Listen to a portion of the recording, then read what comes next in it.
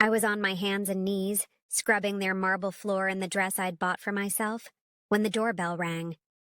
My mother barked from the hallway. "Sophia, faster!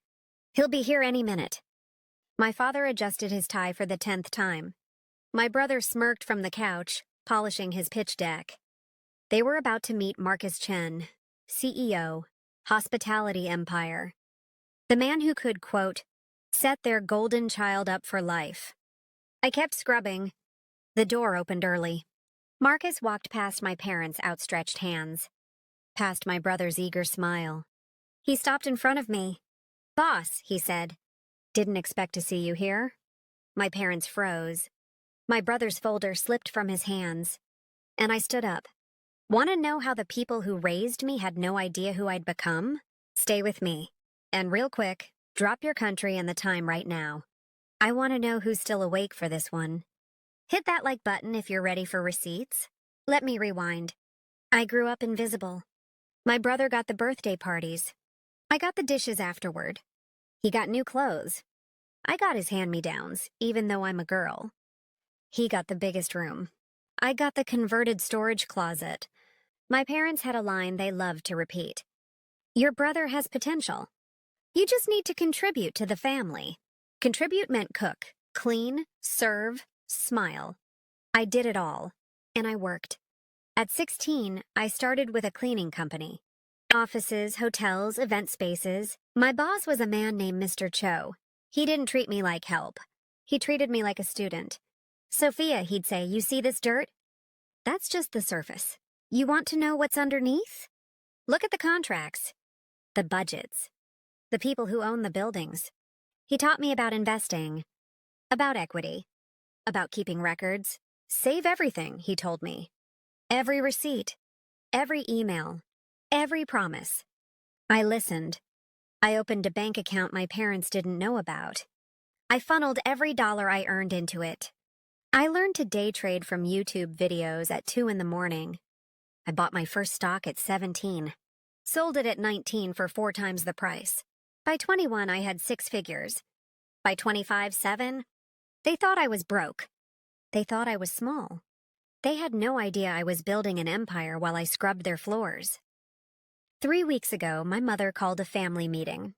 She was vibrating with excitement. "Marcus Chen is coming here. To our house." My father nodded like he'd just won the lottery. "This could set your brother up for life. A franchise deal with Chen Hospitality Group." My brother grinned. I stayed quiet. "Sophia," my mother said, turning to me, "you'll cook. That French menu we talked about. Stay in the kitchen. Don't speak unless spoken to." I blinked. "We need you invisible," my father added. "This is your brother's moment." My brother leaned back, arms crossed. "Honestly, if Marcus finds out you're a maid, it'll tank my credibility. Just disappear after appetizers. A maid, that's what they called me." I didn't argue. I nodded, I smiled. I said nothing. Because they had no idea who Marcus Chen really was. To me, the dinner was set for 4 days out. 4 days to watch them preen and prep and polish a pitch for a man who already knew me better than they ever would. I went to my room. I pulled out my phone. And I started making plans. I reached out to Marcus's assistant. I thought I could quietly move the dinner. Postpone it. Buy time to figure out how to handle this without a disaster. But I made one mistake. I used the family computer. The next morning, my mother was waiting in the kitchen. "What is this?" She shoved the monitor toward me. On the screen, an email. "Ms. Reyes, Mr. Chen confirms attendance as you requested. Looking forward to seeing you." My father came in behind her. "You went behind our backs? You tried to cancel?" "I didn't. She's sabotaging me," my brother shouted from the doorway. "She's always been jealous. She can't stand seeing me succeed." My mother's face was red. "If you can't be supportive, Sophia, maybe you don't belong here at all." My father crossed his arms. "Pack a bag. You've got until tomorrow to decide if you're family or not." I stood there, alone, cornered. I had the papers. I had the files. But in that moment, I felt like the powerless kid all over again. Then I remembered what Mr. Cho taught me. Let them dig the hole deeper. That afternoon, I drove to my storage unit, the one my parents didn't know existed. I unlocked the door and pulled out a filing cabinet. Inside was a folder, labeled Chen HG Equity and Governance. I opened it. The first document was a partnership agreement, signed 8 years ago. Signatories: Marcus Chen, CEO. Sophia Reyes, founding partner. Equity stake, 40%. Board advisory role, active. You see, when I was 19, Mr. Cho took me to a hospitality trade expo. He introduced me to a young entrepreneur named Marcus. Marcus had a vision. Hotels that felt like home. Scalable, sustainable, beautiful. He had the idea. I had the cash flow and the operational model. We shook hands. 6 months later, we signed papers. I became a founding partner with a 40% equity stake in what would become Chen Hospitality Group. My parents thought I was cleaning floors. I was building a business, and now they wanted to pitch the man I'd built it with. I smiled. I put the folder in my bag. That was receipt number 1. I had 2 more that would end this for good. The next 48 hours were a masterclass in cruelty. My mother changed the locks on the kitchen. "We hired a caterer," she said. "We can't trust you not to ruin this." The caterer cost $3,000. $3,000 they found in my old dresser drawer. Money I'd tucked away years ago and forgotten. They stole it. And they smiled while they did. My brother, meanwhile, was busy with something else. I checked my phone and saw a group chat I hadn't been added to. Family, aunts, uncles, cousins. My brother had sent a message. "Heads up, everyone. My sister might crash the dinner tomorrow. She's been acting erratic, jealous, a little unstable. Just ignore her if she shows up." The responses rolled in. Crying face emojis. Prayers. "We're so sorry you're dealing with this." I screenshotted everything. Then my father found me in the hallway. "If you cause a scene tomorrow, you're out of this family. Permanently." I looked him in the eye. I smiled. "I won't cause a scene." And I walked to my room. I didn't argue. I didn't cry. I just pulled up my files and made 3 phone calls. The clock was ticking. 18 hours until dinner. And I was ready. I opened my laptop, logged into my bank portal, and I pulled up a wire transfer from 4 years ago. Recipient: Chen HG Development LLC. Amount: $2,100,000. 2.1 million. Money I'd earned from cleaning jobs, investments, compound interest, and Mr. Cho's early seed capital that I'd multiplied 20 times over. Every dollar I made scrubbing toilets, I invested. Every side gig, every late night, every trade. I built wealth. While they mocked me for being poor, I was stacking 7 figures. That wire funded the flagship Chen Hospitality property in San Francisco. I cross-referenced the transfer with the property deed. Primary investor, S. Reyes. They thought I was their maid. I owned the building. Well, 40% of it. I saved a PDF of the transfer receipt. I saved the deed. I put them in a leather portfolio next to the partnership agreement. Now I had the receipts. Hard proof. Undeniable. Tomorrow, they'd meet the real me.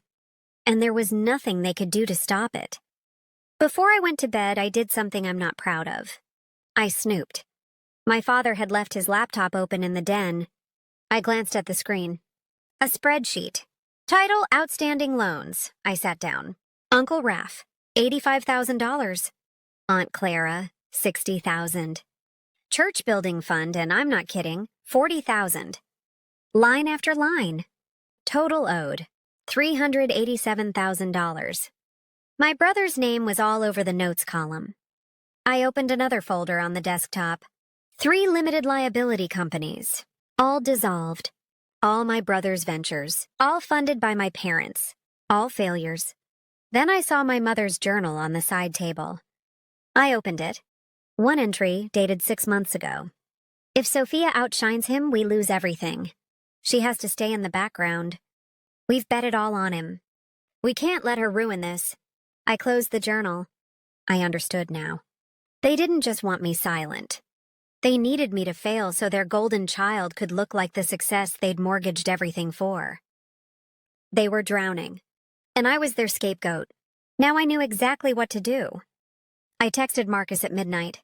"See you tomorrow. Let's keep it professional. They don't know yet." He replied in 30 seconds. "You sure you want to do this in front of them?"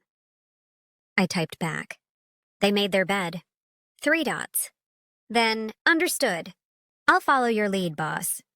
Next, I called my attorney. His name is David Lung, corporate and family mediation specialist. "David, I need you at a dinner tomorrow night. As my +1. What's the play?" "Just be there. If it escalates, you know what to do." "I'll bring the file." I hung up. Then I did something I hadn't done in years. I went shopping. I bought a tailored navy suit. Sharp, professional, heels, a leather portfolio. I looked at myself in the dressing room mirror. I didn't look like their maid. I looked like a founding partner of a multi-million-dollar hospitality company. Because that's what I was. I went home. I hung the suit on my door. I set my alarm. And I slept better than I had in weeks. Tomorrow they'd see who I really was.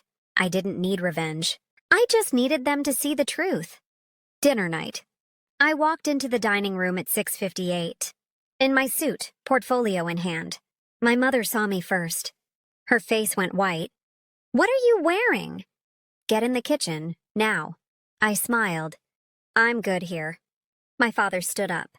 "Sophia, don't do this." The doorbell rang. My brother jumped up, smoothing his shirt. My father opened the door. Marcus Chen stepped in. Tailored suit. Calm smile. Assistant beside him. My parents rushed forward, hands out. "Mr. Chen, welcome, we're so honored." Marcus walked past them.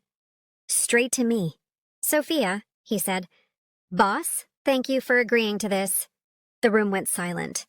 My mother blinked. My brother's mouth opened. Marcus turned to the table. Extended family had already arrived. Aunts, uncles, cousins, all staring. "I assume everyone knows Sophia is my founding partner and board advisor?" Silence. My father tried to laugh. "I think there's some confusion." Marcus pulled out his tablet. He tapped the screen, turned it toward the table. Partnership agreement. Signed 8 years ago. Sophia Reyes, 40% equity stake. Full governance rights. My brother stood. "Mr. Chen, I actually wanted to talk to you about a franchise Marcus cut him off. "I only take referrals from Sophia. Did she recommend you?" Every eye turned to me. I looked at my brother. "No." Marcus nodded. My father's face turned red. "She's been lying to us. She's been hiding." David stepped forward from the corner. He handed my father a document. "Cease and desist regarding the unauthorized use of $3,000 in funds belonging to my client. Will expect repayment within 30 days. My mother grabbed the paper. Her hands shook. Marcus looked at me. "I think we're done here." I nodded. He turned to my parents. "Good luck with everything." And he walked out. I followed. David followed. Behind me, the dining room was dead silent. My brother stood frozen. My parents sat down, surrounded by family, with nothing to say. I didn't look back. I didn't need to. The next week was quiet. My parents' franchise dream disappeared. My brother's LinkedIn went silent. The family group chat I'd been excluded from? It lit up. Uncle Rav called my father. "You owe me $85,000. I want it by the end of the month." Aunt Clara followed. Then the church fund treasurer. One by one, they all came calling. I didn't gloat. I moved out. I signed a lease on a condo in one of the Chen hospitality properties. Staff discount. It's small. It's mine. I moved my filing cabinet from the storage unit into my home office. No more hiding. 3 months after the dinner, I got an email. From my parents. Subject line, "We need to talk." I opened it. The message was short, halting. "We're sorry. We didn't understand. We want to make this right. Can we meet?" I stared at the screen for a long time. I didn't delete it. But I didn't reply. Not yet. Instead, I called a family therapist. I sent my parents the contact information with one line. If you're serious, start here. I don't know if they'll go, but I left the door open. Not because I owe them anything, but because I owe myself boundaries, not bitterness. A month later, I stood on a stage at the Chen Hospitality Foundation launch event. We announced a new scholarship for first-generation service workers who want to go into business. People like me. People who work while they dream. Mr. Cho was in the audience. He nodded at me. I nodded back. I gave a short speech. I didn't mention my family. I didn't need to. The scholarship plaque read, Chen Reyes Foundation. For those who work while they dream. That's my legacy. Not revenge. Not silence. Just proof that your value doesn't come from their vision. It comes from your own. My parents saw Maid. I was building an empire. And I did it quietly, carefully, and on my own terms. So here's my question for you. Have you ever been underestimated by the people who were supposed to believe in you? How did you prove them wrong, or did you even need to? Drop your story in the comments. I read every single one, and if this one hit home, subscribe. We tell the stories nobody else will. One last thing. This is a fictionalized dramatization for entertainment purposes. It is not legal or financial advice. Always consult real professionals for your specific situation. But the lesson? That's real. Know your worth. Keep your receipts.